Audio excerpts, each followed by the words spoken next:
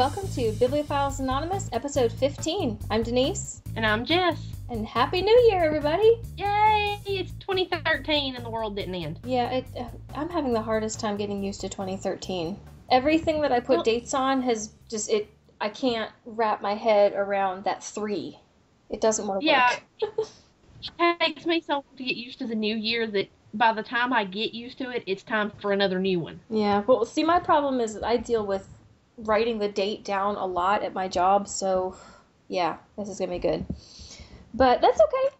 You know, I think it's going to be a really good year. We've got some really good plans coming up for the podcast, so I'm looking forward to it. I'm excited. I think this is going to be a good year.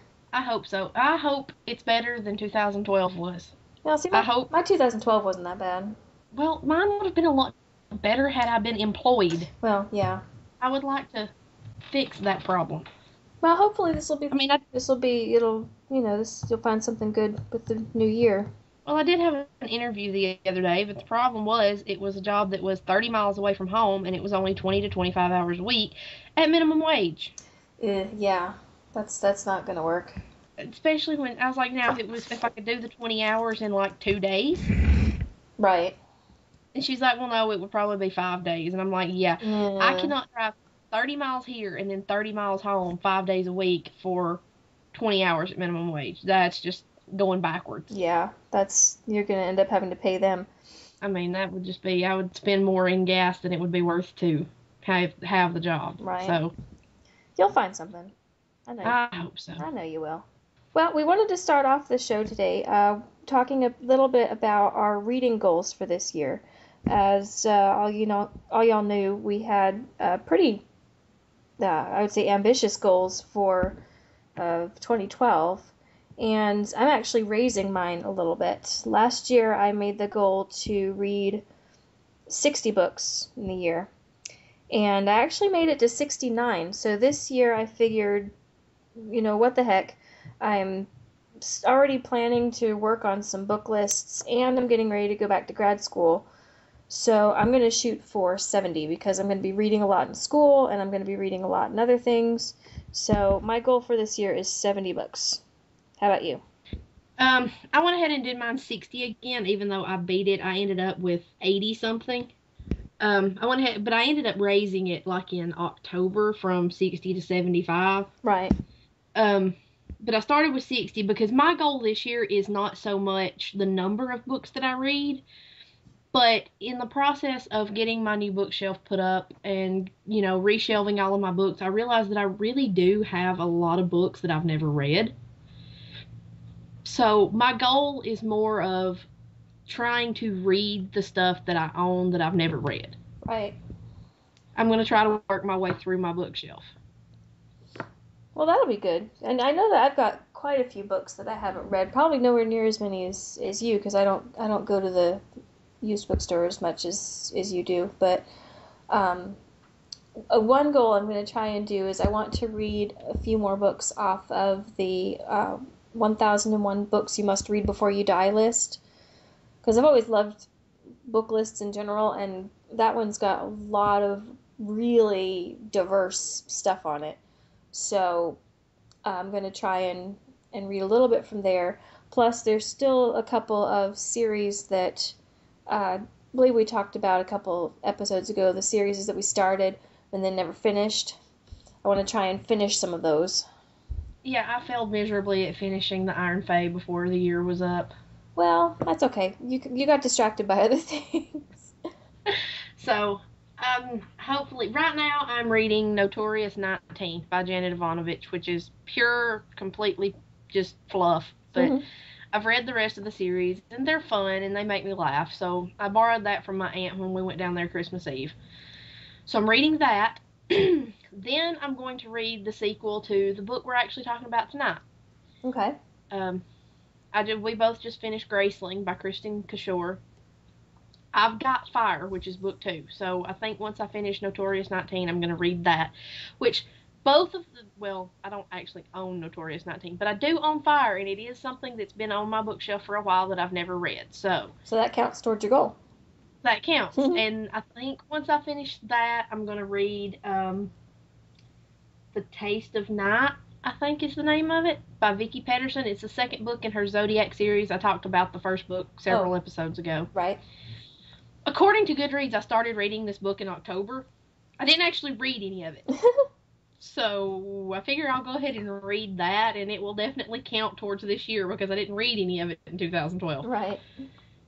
Well, I always count the books that I finish, even if I've technically started them last year, like at the end of December. If I finish it in January, I count it for 2013. It's just easier that way.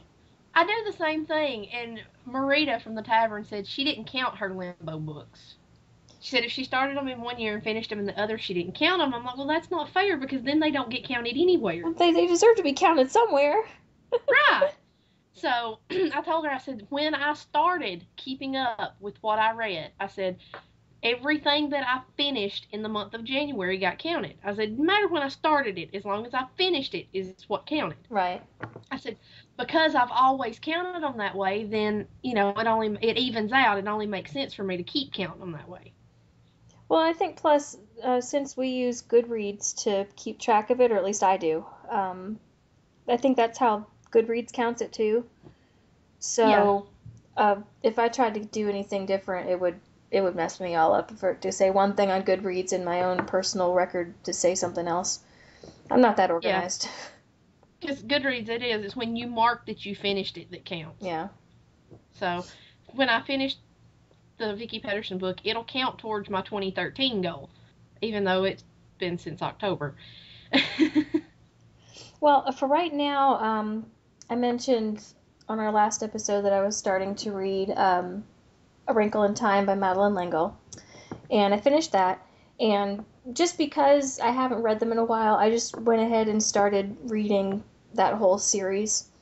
And so I finished A Wind in the Door and A Swiftly Tilting Planet, and now I'm almost done with Many Waters, which is completely different from everything else in the series, but it's also probably my favorite of the series.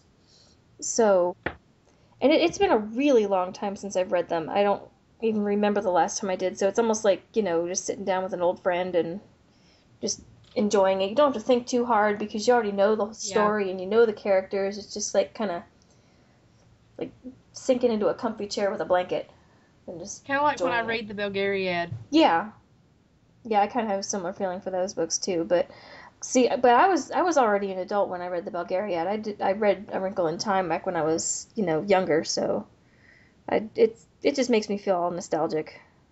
I think I was 14 or 15 when I started reading the Belgariad, maybe. I don't think I was old enough to drive because my cousin had them all and I had to borrow them from her, and I remember having to get my mom to take me over there to get them. So I was 14 or 15, I think, when I read them the first time. And I don't even want to think about how many times I've read them since. A fair few. Yeah, plenty. Yeah. And I'll probably, even though I'm aiming to read new stuff, I will probably reread the Belgariad this year, just because. Yeah. I didn't read it last year. I read it year before last. So, yeah, it's due. Mm-hmm. And, too, I've got ebooks that I've had for years and years and years of them. And a friend of mine just got a Kindle, and she's never read them. So I've been going over my ebooks and making sure the formatting is okay and everything. Huh.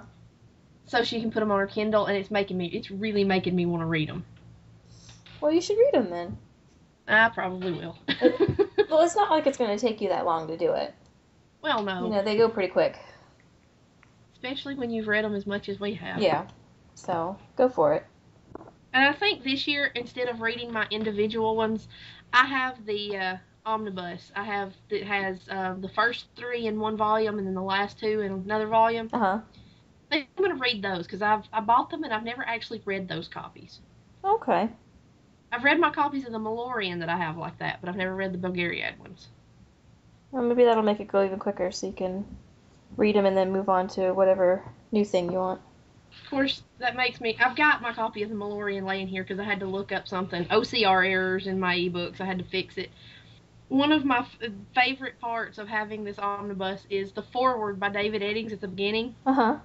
says, it's talking about, writing the Belgariad and the Malorian, and then writing Belgarath and Polgara. It says, in effect, the reader can go directly from the end of Polgara to the beginning of Pawn of Prophecy. The whole story thus becomes a circle that's approximately 4,600 pages long. I suppose that there might be readers out there who have been reading their way around that circle for the last 20 years or so, and thus we have the literary equivalent of peddling dope. And I was like, yeah, you really do. Because that's kind of how it works. You read through the Belgariad, then you read the Malorian, and you read Belgarath and Polgara, and then you start over. That's funny. He was such a character. He was. I would have loved to have met him. And if I ever go to Oregon, I have friends that live out there, and I do intend to visit them one day. Danny and Morgan, if you're listening to this, let me just say, you're going to lose me for an entire day because you're going to take me to Portland to Reed College, because they have all of David Eddings' personal documents that were donated to them after he died, including unfinished manuscripts. Oh, wow. I'm like, you're taking me to Reed College, and you're going to take me when the library opens, and you're going to leave me there till they close. That would be cool. Because I want to read it. I want to know what his unfinished manuscripts are. It's like making a pilgrimage. Yes, to the Shrine of Eddings. Yeah, that would be awesome. Yes, it would. And I was like, when I get back, I'm going to get on the tavern and be like, neener, neener, neener. Yeah. We might get a little irritated with you for that. Just a tiny bit. Well, you'd do the same thing. I probably would. So, see. Alrighty, well, should we go ahead and move into our main discussion for today? Yeah, let's go ahead and talk about Graceling. Okay. So, you had originally found this book, and I had never heard of it. But you said that it was one that you had heard a lot of good things about, and so it was going to be the next book that you read, and that I should read it, and we could talk about it here. So, yeah. Why don't you start? I found it, I believe, on one of my trips to McKay, the used bookstore of awesome, and picked it up, and I was like, this sounds interesting. I want to read this. Well, I got book 2, and I still had never read book 1. Well, I had them both sitting on my shelf, and I'm like, I'll get around to reading those one day. Well, I got to started watching the British Girl's vlogs on YouTube. And in one of them, she's just raving about this book and about how good it is. And she reads a lot of the same stuff we do. Uh-huh. She loves the Hunger Games. She loves Harry Potter. And she starts raving about how good Graceling is. I was like, okay, if she loves Harry Potter and the Hunger Games that much, then she's probably right. I'll probably like this book. So I decided to go ahead and read it. And it ended up, it was really, really good. I enjoyed it. It was... in the world that it's set in, some people are graced, which means they have these really, really strong abilities. And it can be anything from swimming to cooking to fighting to, it can be anything. Right. And all of the graced are marked because they have 2 different colored eyes. I loved that. And our main character, Katsa, which she is now on my list of, girls who kick butt. She has 1 blue eye and 1 green eye. And she thinks that her grace is killing because she gets attacked by her cousin or something. Yeah, it was an older male relative. Like she was like 10 years old or something like this when it happened. Right, and to protect herself, because he was a child molester, and to protect herself, she killed him. She didn't intend to. No, she was just defending herself, and the king is her uncle. Yes, I think so. So when he finds out that she has this grace that she can kill, she starts training as a fighter, and he starts using her as his muscle, basically. Right. And she doesn't like it. Oh, she hates it. And at the beginning of the book, her and a couple other people are rescuing this person from, I forget which kingdom it was. They're rescuing someone, and she runs into someone else who is graced. And he's got 1 silver eye and 1 gold eye. And his name is actually Prince Greening, but they call him Poe. And I love Poe. I loved the moment that they started talking about him. I just had this really vivid picture, and I don't always immediately picture characters in my head, but I could just see this person with the 1 gold eye and 1 silver eye, and it was so striking. Yeah. I couldn't get it out of my mind.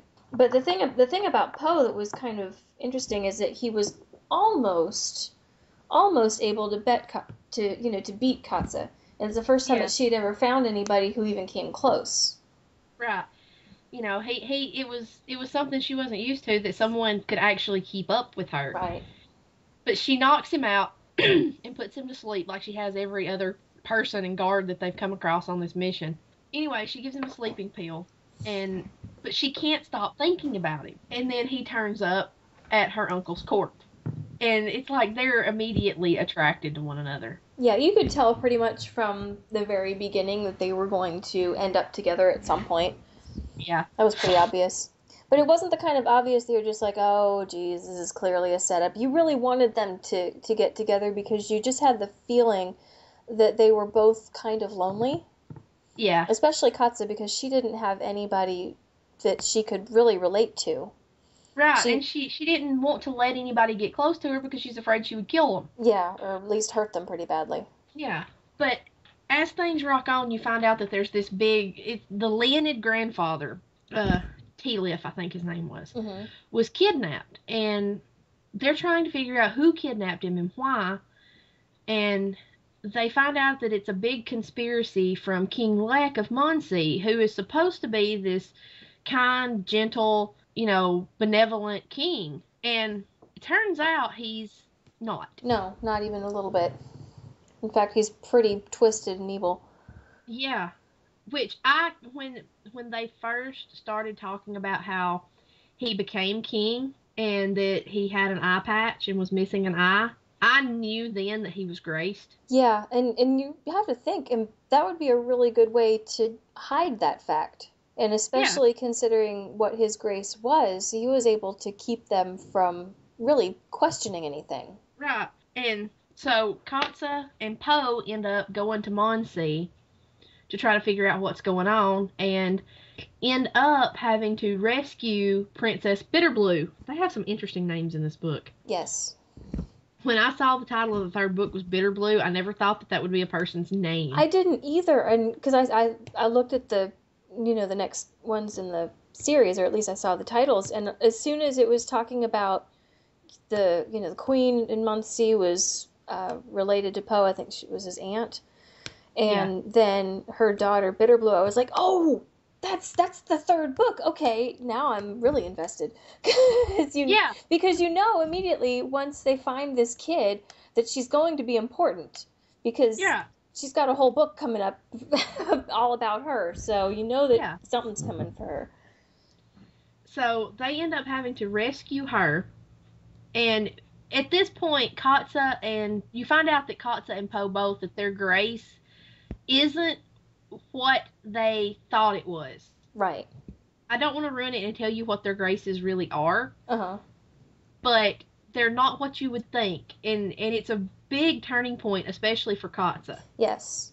Because and part of it I think was because of what her uncle was making her do, because she really hated the things that he had her do. Basically, there was one instance where she actually defied him because there was one of his nobles that had not paid enough tribute I think, for clearing acres of land of wood or something Yeah. like that. But he hadn't paid enough money or cleared too much.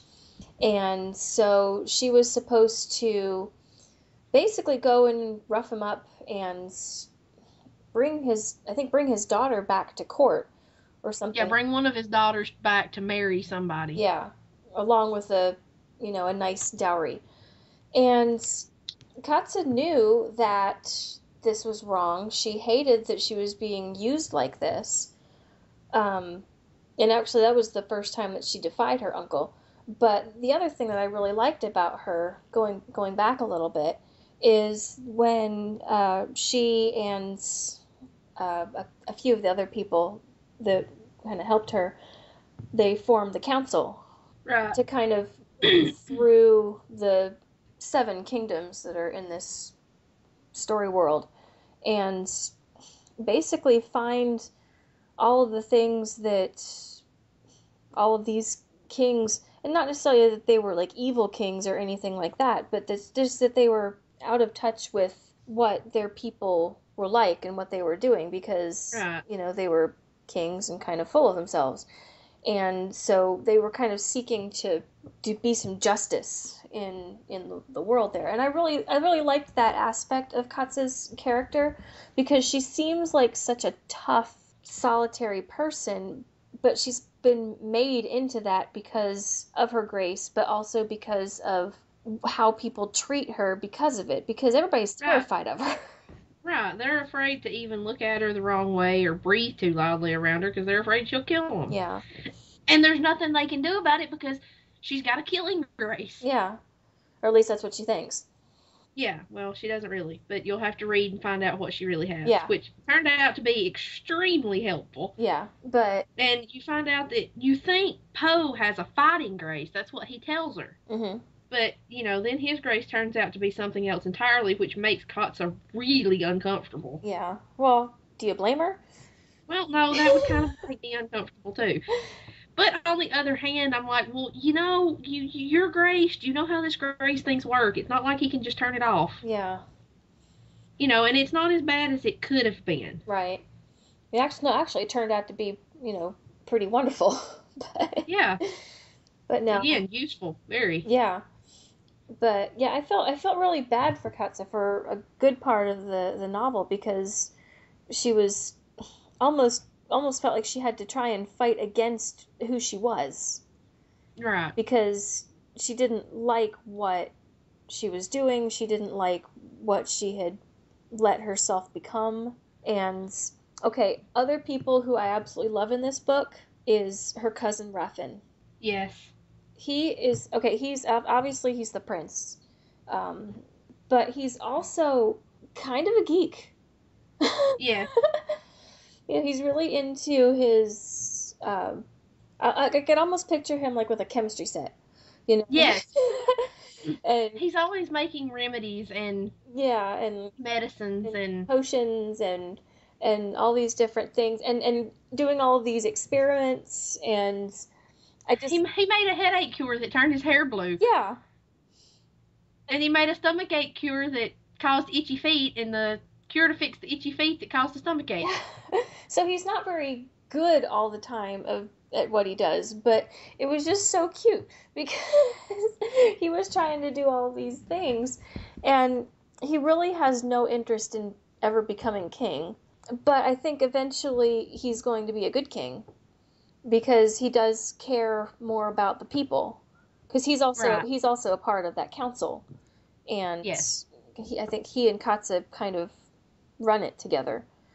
And so you can tell that he's way more in touch with the common people than his father ever will be. So, but at the same time, almost feel bad for him that he's going to end up being king because you can just tell that he would much rather stay in his little workshop and, you know, come up with all these other weird remedies that'll, do all kinds of strange things to you except what it's supposed to do. Yeah. Because I know when he's talking about the headache remedy, he's like, I'm not sure if I had a headache or not. I know. It was I'm just like, well, cute. now you have blue hair. But yeah, I liked Raffin too. He was kind of your classic absent-minded. I don't know what the word I'm looking for is. Um, Absent-minded professor? Well, sort of, yeah. I was actually reaching for something else, but I don't know what it is. Oh well. No. Anyway. And then there's the whole thing with what's his face being in love with Katsa. Oh, jeez. Yeah, there was he's a minor noble in her uncle's court and a member of the council. I mean, so he's not a bad guy. No, But, he just kind of acts like a jerk. well, yeah. He kind of assumes that just because he's with Katsa all the time and he's helping her with the council and all this other stuff, and because everybody else is scared of her and he's not, he just kind of assumes that one day they will get married because, obviously he likes her or he wouldn't be there. And Right. he's not as frightened of her because he's spent more time with her in their missions and their travels.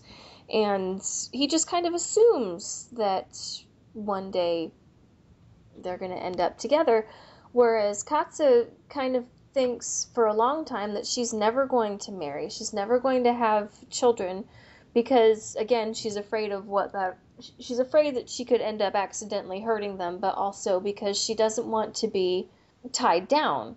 She almost equates, going into that sort of relationship or commitment to being controlled the same way her uncle controls her, and she doesn't want that to happen. Which I don't blame her. Yeah, that's understandable, but it's also kind of, I don't know, just looking at, her relationship with Poe, it's completely different from anything that she's ever experienced before, and it was never even a possibility she entertained. Right. Which is sad, really. But of course, her and Poe do end up together, and he tells her, and then when he gave her the ring, she wanted to kill him. Well, especially when she found out what it meant. Yes, when he first gave it to her, she was just like, oh, okay, this will be, helpful. And then she finds out the fact that, okay, the Leonids, they wear lots of rings, and the rings signify, like, Poe had one for him, one for each of his brothers, and one for his mother and father. He wears all these rings. Well, if he just wanted to give Katsa free passage into Leonid, he could have given her the king's ring or the queen's ring. But he gave her his ring, which meant something completely different. Yeah, basically it meant that he was almost like naming her his heir and giving up his land, his castle, everything to her. Yes. Because at the time he didn't think that he was going to make it home. Yeah, and when she found out that that's what it meant, she was like, she wanted to kill him. Yeah. She's like, I don't want this. This is not, no, I'm good. I can give it back to him, right? Yeah. Because they kept calling her princess, and she's like, no, I'm not a princess. And they're like, well, according to this, he's basically given you his title, everything that he has, so technically you are. And she's like, whoa, no, because that's not what I signed up for. Not cool at all. But yeah, I did. I really enjoyed the book. I liked Katsa. She was a little spitfire. And I love Poe. And I am betting, because I've got Fire, and I looked at it, and apparently it's not centered on Katsa. Oh, really? Who is it centered on? Well, I don't. It's a whole new cast of characters in the same world, and it says that there's only one character that plays an important role in both books, and I'm betting it's going to be Bitterblue. Well, maybe, but she's going to be in the third one, though. Huh. I don't know. I don't know yet. I'll report back when I start reading Fire, because I got it and looked at it, and it starts off, and I'm expecting it to be talking about Katsa, and it's talking about somebody else entirely, and I'm like, okay, what's going on here? And then I read the blurb, and it's like there's only one character in common, and I'm like, well, I don't think it'll, because it said only one, so I don't think it'll be Katsa, because you can't really put Katsa in there without Poe. Yeah, that's true. Or at least we don't want them to. No, we want both. Yes. So, it's going to be interesting to see which character, and I don't know how long it'll be before I start it. Notorious 19 won't take me long. Those things go really, really fast. They're not that long, and like I said, they're fluff. So yeah, I need to find out if my library has any of her books, and if not, I might try and get the Kindles, because I got some Amazon gift cards for Christmas, so I might be getting some more Kindle books. Hey, that works. But yeah, so I'm gonna read Fire soon, and I know my library has Bitterblue, so I'm gonna make an exception to my read through my bookshelf so I can finish this series. Yeah, because the Graceling, I know that it's the first book in a trilogy, and is Bitterblue the last book, or is there going to be more? Do you know? I don't know. I haven't really investigated. I didn't even know Bitterblue was out until my library got it, and I picked it up and looked at it, and I was like, oh, that goes with Graceling and Fire, which I have. Huh. But I'm definitely, when I finish Fire, I'm going to go to the library and get Bitterblue so I can finish the series. I just checked online, and my library does have it, and it looks like they have it in their digital library. I might be able to get it as an ebook. That's awesome. I wish my library would do that. Mine just started, not that long ago. It would be awesome if mine would start doing the digital stuff, because I have Overdrive on my phone. I can put it on that tablet I borrowed from Holly. I have the Kindle app on that tablet. I have the Kindle app on my phone. It would be awesome if my library would do digital library books. Well, I think more and more of them are starting to do it. So I know it was just this past year that mine started doing it. So Yes, well, I live in rural Alabama, so we'll be the last ones to do it. Everybody I knew had DSL before I did, so it's like, I hate you all, I'm still on dial-up. Like, we could not, it was not even an option for us until, like, 6 years ago, 5 years ago, something like that. I mean, like, it wasn't, nobody, wasn't even an option. It was dial-up or nothing. So yeah, our libraries will be the last. I need to mention that to them next time I go over there. Look, y'all need to look into doing this digital lending thing, because that would be awesome. But yeah, I'm definitely going to finish this series, because I think I'm pretty sure I gave Graceling 5 stars on Goodreads. Let's see, I think I gave it 4.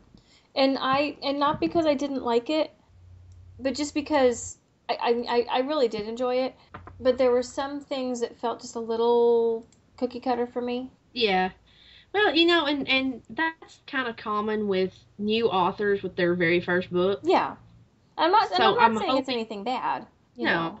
So, usually they improve with the second and third books. Yeah. But I did think the whole idea, the whole Grace thing, that was unique. Yeah, that was an interesting thing. That was something I hadn't read before. See, that's the problem with reading fantasy, especially as much as people like you and I read. You read so much that stuff does start to feel cookie cutter. Yeah. Because it's like, there's only so many ways you can write a fantasy story. That's true. I mean, dragons, elves, wizards, those things are fairly common in fantasy stories. When somebody gives me something a little bit new, or a new magic system, or something like that, did it really interest me? And the Grace thing was new. No, you're right. I'm just picky. Well, I am too. But I'd say, it was enough to make me really like it, and make me like it enough definitely to read the rest. So. Well, yes, I sit here and say that I'm picky, but being picky didn't stop me from just now requesting the digital copy from my library and putting it on my wish list. So maybe I'm not that picky. Yeah, well, I'm going to have to get through Notorious 19 and the Vicky Pedersen book and read Fire. I figured I better go ahead and read Notorious 19 since I borrowed it from my aunt. I better go ahead and read it so I can give it back to her. And then I'll go back to reading the stuff. Because the Vicky Pedersen book, too, is something that I picked up at McKay and had on my shelf for years. And finally, I read the first one last year. So I'm going to try to finish that series. There's 6 of them. And I have 3 of them hard copies. And I actually have all 6 of them as ebooks. So I'm going to read the first 3 hard copies. And then I'll read the last 3 on the tablet. But I'm going to try not to start any more series and not finish them this year. I know, I was really bad about that last year. Well, I don't do it that often. I really don't, because I have this, I'm not really OCD, but I have symptoms of obsessive compulsive personality disorder. Like, I like to make lists, and certain things of mine have to be organized a certain way. And one of those things is I don't like to start reading a series if I don't have all of the books available to me. Right. Which is why I have 20-something of the Xanth novels by Piers Anthony on my shelf, and I've never read them. Because I don't have them all. And I've got like the first 18 of them or something with no gaps that I could read those 18. But I don't have all of them, so I don't want to start them. And I'm like that by a lot of things. And that's why my friend Morgan suggested the Seven Waters trilogy, the series by Juliette Marillier. That's why I haven't read those. I have book 1 and book 2. My library does not have those. I look when I go to McKay and try to find them so that I can get them all, because that's one of those things that I will probably like when I read it. I don't want to have to read book 1 and 2 and then wait forever to read the rest. Right. No, I'm really bad about that, and I don't know whether it's just because, like you say, you're borderline OCD. I'm borderline ADD. And, like, I'll read something, and it's, like, maybe book 1 of the series, and I'll say, oh, that was really good. But then something shiny will come along, and I'll be like, ooh, but that looks good, too. And, I'll completely forget it. And then by the time I go back to finish the series, I've completely forgotten what's happened in book 1. So I have to go back and read it again. I have had, and I don't remember which one it was now, but it might have been the Modern Fairy Tales series by Holly Black. I've read book 1 in that series like 4 times. And the thing is, I don't think that the books are necessarily continuous. I think you can read them as standalone books. Yeah. But it's better if you read them as a set. But I keep forgetting what happened in the other one because I read other things and I'm like, oh wait, I was going to go back and finish this. In fact, I just finished reading it again, like maybe a couple weeks ago.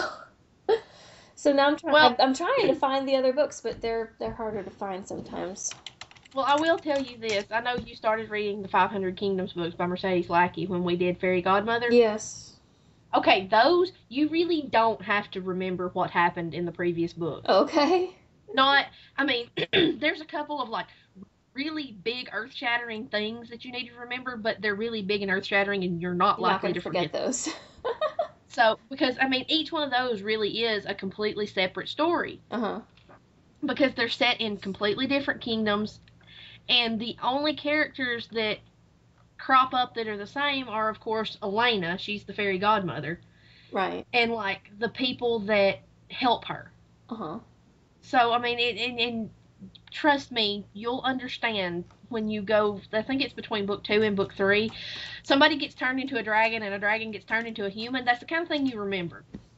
Yeah, I would probably remember that. So, those are the characters that turn back up in the next book. But even if you go several months, you're still going to remember. You're going to be like, oh, yeah. So those you really don't have to worry about rereading previous book to remember what happened. Okay. Well, maybe that'll alleviate, and you can just, move along with that one. Because I read the first 3, 4 of those, and I want to read the rest. My library has them, but those are, maybe eventually. This year, I'm trying to read stuff I own. Right. Of course, if I can find them at McKay's, then they count.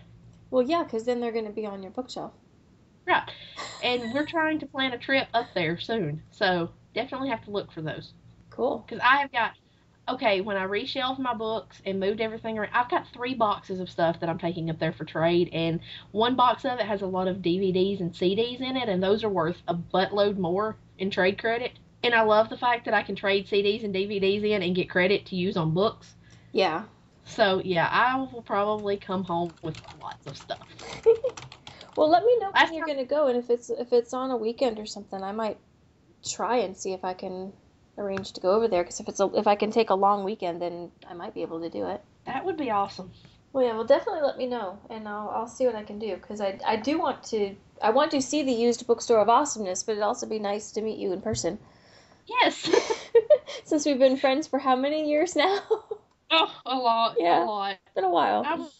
I'm almost 30. I was a teenager, I'm pretty sure, when we actually started getting to know each other. So yeah, it's been a while. See, what I need to do is I need to come over there and I need to kidnap you and take you to see The Hobbit. I still haven't got to see The Hobbit. Oh my gosh, you've got to go see it. I know it. We went to see Les Mis the other night, and they had a showing of The Hobbit that started about the same time, and I started to be like, look, y'all go watch Les Mis, I'm going to go watch The Hobbit. Well, I can't say anything because I really, really like Les Mis too. I liked it. I enjoyed it more than I thought I would. Well, see, I've been a fan of the stage musical since I was probably 12. I joke that I was a fan of the musical before I was old enough to understand everything that was going on. Right.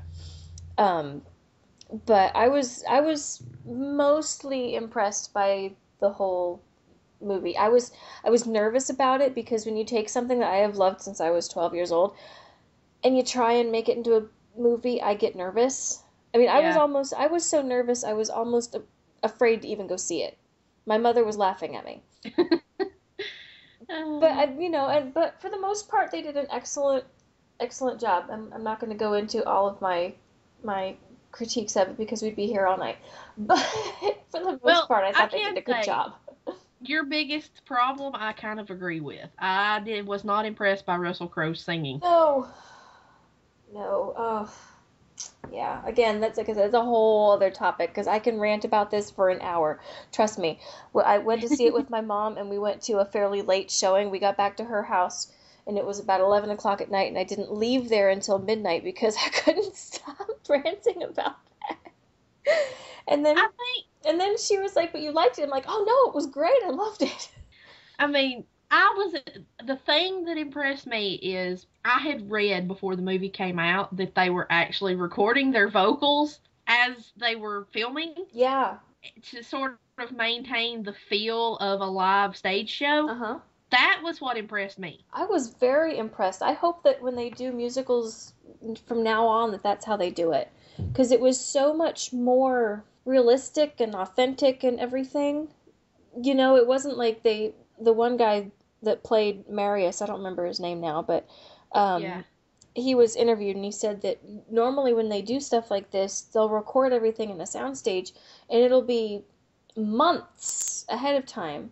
And then when it's time to actually film it, you have to try and remember how you did it, and you might want to, acting wise, do something completely different, but you're kind of stuck doing it the way that you did it 3 months ago because that's the copy that they have and that's the audio that they're going to go with. But doing it this way, they could try things different ways, and I mean pretty much the entire movie is sung. There's only a couple of spoken lines, but the rest of it's all straight music. And so they had a lot more freedom to make different acting choices and change things up if it didn't work, because otherwise, the way that it was done before, once the audio was done, they weren't going to go back and redo it. It was done and you just had to go with it. But here they were just able to really portray it so much better because they had more freedom to work with it. I was really impressed with that, and I didn't know if it was going to make that much of a difference. I was hoping it would, but I didn't know if you were really going to be able to notice the fact that they were doing it live as opposed to, having it pre-recorded. But it was a pretty big difference as far as I was concerned. And to me, it doesn't make any sense why you would do it any other way, especially if you're adapting a stage show. Yeah. No, I hope they do it this way with all movie musicals here on out, because it was a pretty stunning difference. And I think that really is one reason why Hugh Jackman stood out so much, because he had so much stage experience. Mm-hmm. And my friend Paulette, she's the one that she loves it. She's been to see it twice, and she may have been to see it again since we went. But she didn't like Hugh Jackman before. Uh-huh. And she saw Les Mis, and she loves him. She's like, I did not know that he was a stage actor, that he was on Broadway before he became a screen actor. Yeah. I'm like, yeah. I was like, he's like a Tony Award winning Broadway actor. Yeah, he's awesome. And I thought he did an excellent job. He really did. Because that is a really tough role. I mean, it's a major deal. It's probably one of the harder roles in theater today. So now she's decided she wants to watch all of the X-Men movies again because she has a newfound appreciation for Hugh Jackman. She's like, I never liked him. I never watched him in anything else. I didn't think he was that good. So I've got to go down there one night and take the X-Men movies so she can see him as Wolverine. I'm like, look, I love him as Wolverine. He's awesome. I thought he was excellent. I thought Anne Hathaway was excellent. Oh, yes. She blew it away. Oh, gosh. It would have been better if I hadn't had to watch her death scene 3 times. Why did you watch it 3 times? Power kept going out the theater. Oh, gosh. That's terrible. The power kept going out. It was like the power went out, and then when it came back up, it was too far ahead, so they had to run it back. Well, when they run it back too far. Well, then the power goes out again. Oh, my God. Same problem. So there was part of the movie that I had to watch 3 times. Oh, and that's a bad part. I'm like, really? It has to be the part where she dies? Oh, well.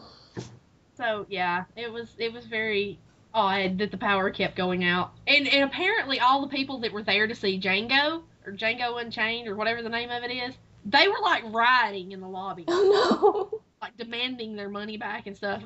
All us Les Mis people were just sitting there like, oh, come on, turn the power back on. We want to see the rest of the movie. It's like, we ain't got nowhere else to be. Get the power back on and we'll finish watching it. So, and then I came home and made a Pandora station on my phone that plays music from Les Mis. So it's good stuff. And it was so funny because the very first song that it played on my Pandora station was Look Down. Uh-huh. Which is the first song in the movie. Uh-huh. Yeah. So that cracked me up. So now I have a Les Mis station to go with my Disney station. Well, there you go. Because I'm a nerd. Not a problem. Alrighty, so to wrap up for tonight, we're going to say that we give 2 thumbs up for Graceling by Kristin Cashore, and also 2 thumbs up for Les Mis, the movie. Go see it. So, yes. There you go. And hey, look, that still works because it was actually a book. Yeah, oh, absolutely. It is a book to movie adaptation. And, well, actually, book to stage to movie. So it still counts. Yeah. We are allowed to talk about that. Yeah. But yeah, so go see Les Mis and go read Graceling. Yes, definitely. Yes. I think that about covers it. Yeah. And if you have any comments you would like to add, if you would like to start a discussion about Graceling, you can do that at the Malorian Tavern, which is www.maltavern.com. And if you have any questions or anything else you want to add just to the podcast discussion, we have several different ways you can do that. You can email us at bibliophiles.podcast@gmail.com. We also have our official website where you can leave, we have show notes there, and you can leave comments on there as well, and that's at www.bibliophiles-anonymous.com. And then we're also on Twitter at BibAnonPodcast, so you can follow us there as well. Do we have any idea what we're talking about next week? Yes, next week we are taking a topic that is coming off of Top 10 Tuesday topic from the blog The Broke and the Bookish. Mm-hmm. And we are talking about the most frustrating characters. Oh, I know what my number 1 is going to be. See, I knew, this is why I suggested that one, because I knew you would have some to contribute. Oh, yes. But yes. Yes. So, definitely. Is it bad if all 10 of them come from the same author? Probably. Okay, I'll shoot for a little more variety than that then.